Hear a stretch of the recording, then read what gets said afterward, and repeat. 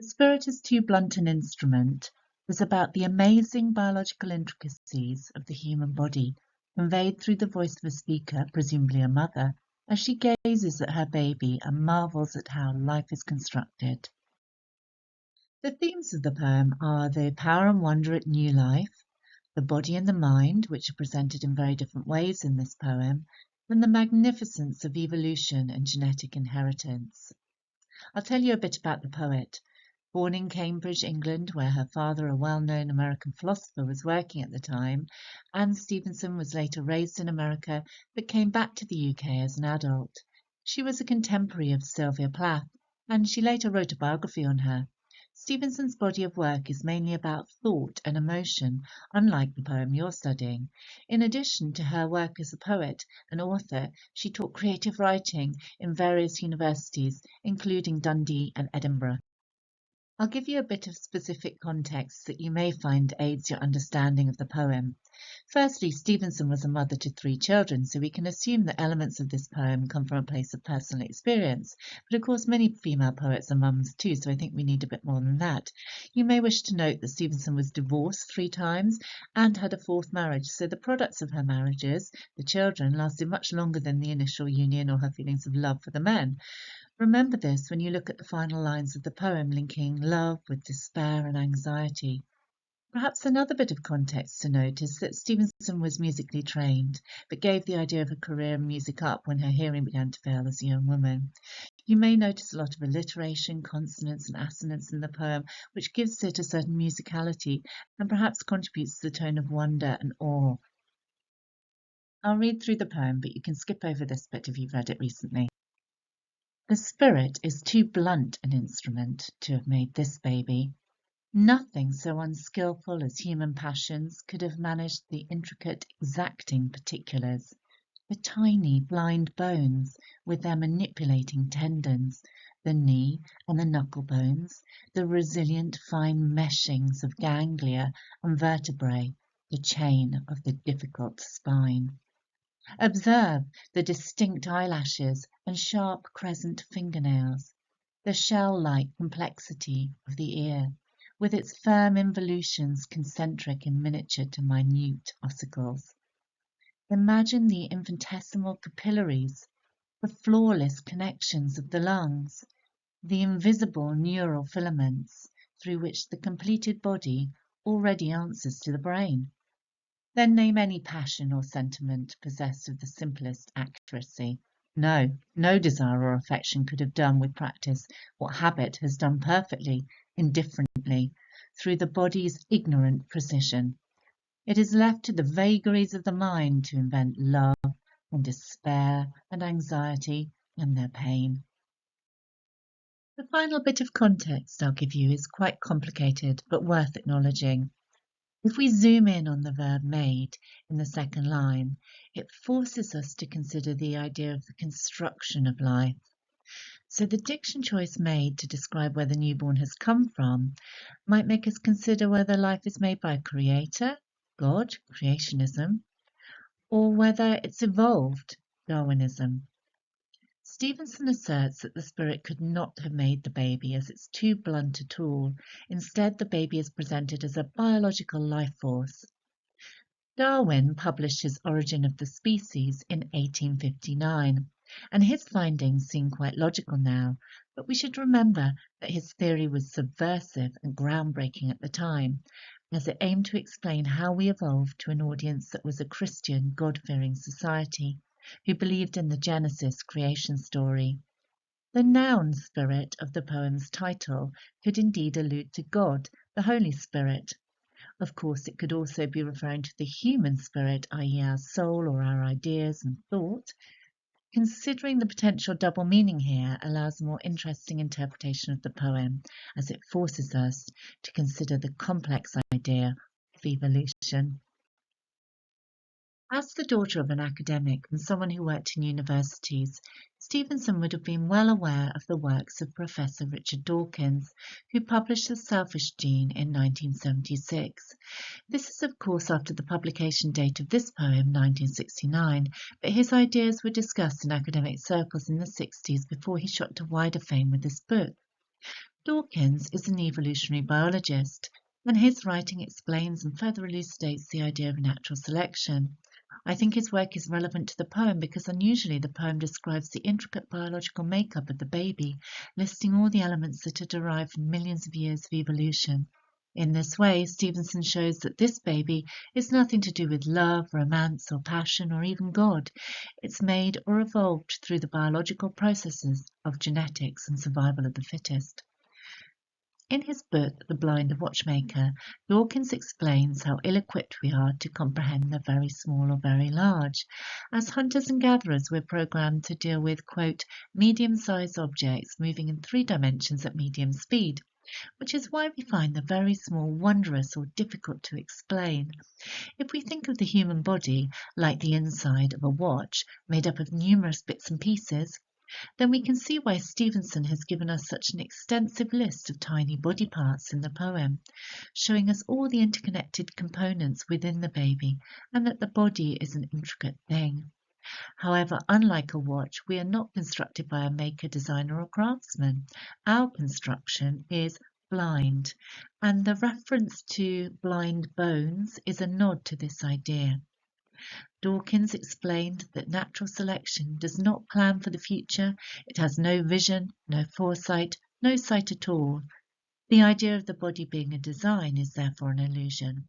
Furthermore, life, animal and human, is not a purposeful creation, it's a natural biological force that's evolved over millions of years in gradual stages. As we've only really understood this for about a century or so, it's quite a new and amazing concept, and we can sense this in the tone of awe and wonder in the poem. So the adjectival choice blind implies that the body works through pure instinct, as well as alluding to the bones being hidden in the flesh of the body and out of sight. Furthermore, as this baby is constructed by the blind watchmaker of evolution, it is not the product of simply a union between 2 people that's made the baby. It's generation upon generation of unions that have led to the product of this one individual, i.e. natural selection. The poem starts in a very assertive manner with a declarative sentence. The spirit is too blunt an instrument to have made this baby. Notice also the anaphora, the repeating pattern, and this repetition adds weight and emphasis to the point, and furthermore the end stop line adds a sense of firmness and finality to the speaker's argument, so immediately an assertive tone is established. There's also the consonants in the first line with the tut-tut-tut sound, which contributes to the poetic voice's tone of certainty.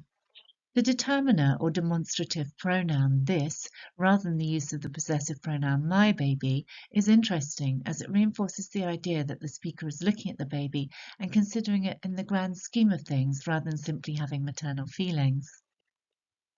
In the third line, the adjective unskillful is the first indication of the speaker's disdain towards human passions, implying they're messy and problematic, unlike the precision that the baby's body exhibits. There's a notable contrast between the diction choice intricate, which is used to describe the components of the newborn, and the unskillful emotions that may have led to its conception.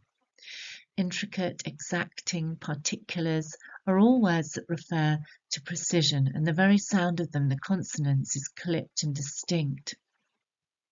Following the caesura in this line, we have a long asyndetic list of body parts that make up the baby, and the use of enjambment for the rest of the stanza indicates the enthusiasm or wonder, showing that the speaker is wrapped up in the amazing intricacies of the little life before her. She imagines the biological detail inside the baby's body using precise biological terminology. The spine is a chain, literally vertebrae linked together, and it's difficult or complex as its neural pathways link the body to the brain. We've already talked about the blind bones, and there's a sense of everything being connected and working together in this list, a sense of precise engineering.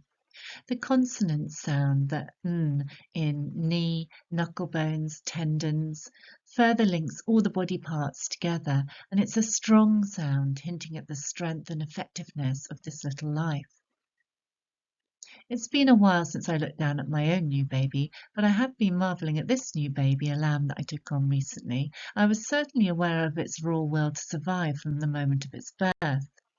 When I bottle fed it, its skin was almost translucent, and I can imagine the incredible, delicate intricacies that went into making this little life too. As well as the tone of wonderment and awe, you will also detect a bossy or assertive tone in the poem. We see this in the second stanza in the use of the imperative observe, which makes the poetic voice sound like a science teacher. This baby has distinct eyelashes. The adjective hints at his or her individuality, and the level of detail in this stanza is incredible. Imagine the little crescents of the fingernails on a newborn, so tiny. Look at the semantic field of smallness here, miniature, minute, and things so small that they are invisible, like the nerve fibers of neural filaments that link the body to the brain. Consider words like infinitesimal, describing the tiny little blood vessels. Look at words to do with encircling or enfolding, such as the concentric circles of the ear.